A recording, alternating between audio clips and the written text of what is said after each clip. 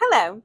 Last week we talked more about grace, grit, and gumption and how we can grow in them, how we can strengthen and stretch those spiritual muscles. But remember, they're not meant to only operate alone. They're not standalone virtues that should show up based on our mood or season of life. We shouldn't be tapping into grace only on some days or relying on grit only in the hardships or counting on gumption when we're already feeling brave. They're strongest when woven together, each one rising when needed, strengthening and deepening the impact of the others. On their own, each strand is meaningful, but when braided together in our daily walk with Jesus, they become a lifeline. And this lifeline offers more than just support. It creates a rhythm moving with us and through us. Now, this lifeline, this rhythm, doesn't activate on its own. We don't stumble into it. We must step into it intentionally.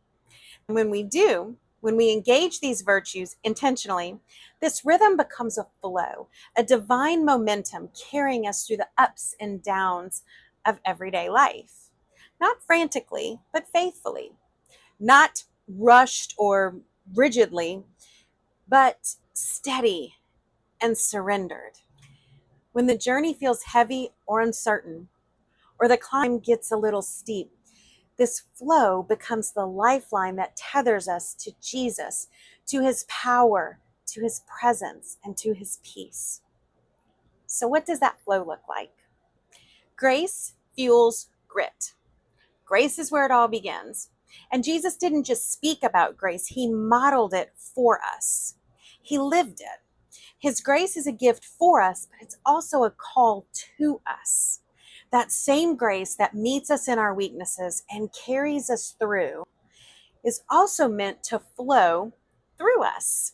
It softens our hearts towards others, reminding us that we don't always know everyone's whole story. Grace teaches us to lead with compassion, with patience, with forgiveness, just as Jesus has done for us. And grit is formed in the moments we keep showing up in faith, even when we're weak, weary, and unsure. Grit is the quiet perseverance that rises up when life presses in and we choose to press on. But grit can't carry the weight of our faith on its own. Without grace, grit crumbles under the pressure. But with grace, it becomes a holy perseverance, a steady, spirit led response to God's sustaining and sufficient strength. Grace fortifies grit. It reminds us we're not alone and that we don't have to prove ourselves or earn a relationship with Jesus. And that's where true grit takes root, not in pressure or performance, but in the steady presence of God. And as grace carries us through our trials, grit begins to grow, not just as strength to endure for ourselves, but as strength to walk alongside others with courage and confidence and faith. Now, grit makes way for gumption. Once we've learned to endure in the quiet and uncertain places, we're better prepared to respond to God's calling. Again, grit builds that quiet resilience, and it strengthens our trust and confidence in God. It deepens our faith, and it helps us recognize God's voice above all the other noise. It clears the clutter of distraction and discouragement so that when God says go, gumption is ready to respond. Gumption gives us that courage to move. It's that spirit led boldness to follow and obey, even when it's unpopular or unclear. Gumption is what turns faith into action. It's not reckless or loud, it's rooted in grace and strengthened by grit. It's the courage to say yes when God nudges, even when the next steps seem too big or unknown. Boldness isn't born in ease, it's birthed in endurance. Grit gives us the staying power, and gumption gives us the going power. And together they flow, one feeding the other. Grit settles our spirit in faith, and gumption stirs our spirit to motion. And both are powered by grace that meets us in those everyday moments. Gumption puts grace in motion. Gumption is the visible expression of grace we've received and carry with us. But grace doesn't end with us. It's meant to flow through us. Gumption is how grace shows up in real life. In the words we speak, in the risks we take, the people we serve, and the obedience we offer.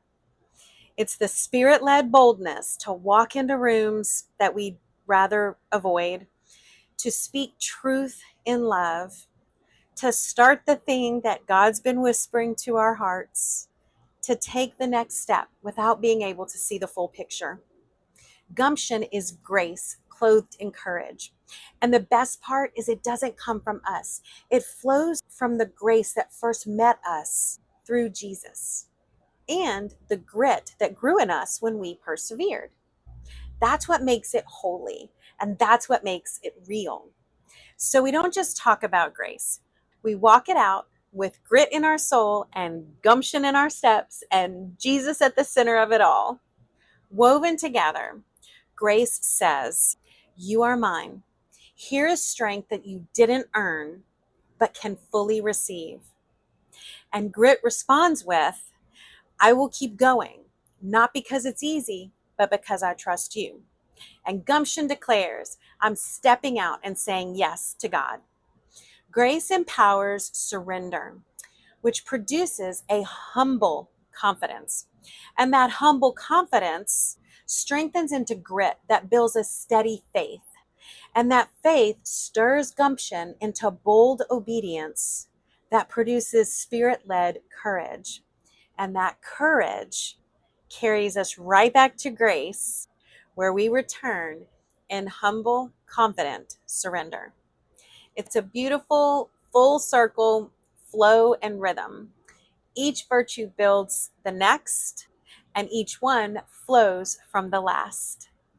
So today, I challenge us to step into the flow that God has already provided for us. Let's stop living in compartmentalized fragments and start living in the fullness of that flow. Let's stop clinging to one single frayed strand when God has given us the strength of a braided cord. Grace to receive, grit to remain, and gumption to respond. Whenever the road is long, the answers are slow, or the calling feels bigger than us, I pray that we move forward, not in our own strength, but in trusting God in the flow of grace, grit, and gumption, ready for what comes next. Thanks for being on this journey with me. I hope you have a great rest of your day.